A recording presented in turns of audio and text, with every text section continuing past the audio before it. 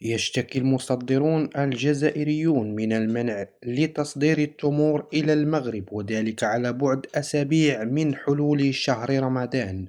وبحسب تقرير لموقع فريش بلازا المتخصص، فإن مصدري التمر الجزائري المعروف بدقلة نور يجدون صعوبة في تصدير التمور إلى المغرب.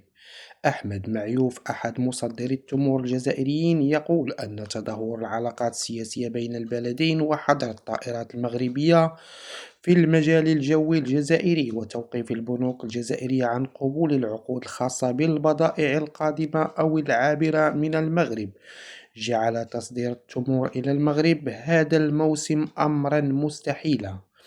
وبحسب المصدر الجزائري، فإن الطلب المغربي على التمور الجزائرية هذا العام ازداد بشكل ملحوظ، إلا أن الوضع السياسي يمنعهم من التصدير لأن البنوك الجزائرية ترفع إجراء العقود. المصدر الجزائري كشف أيضا أن الجمارك التونسية تمنع دخول تمور دقلة النور الجزائرية لحماية إنتاجها المحلي.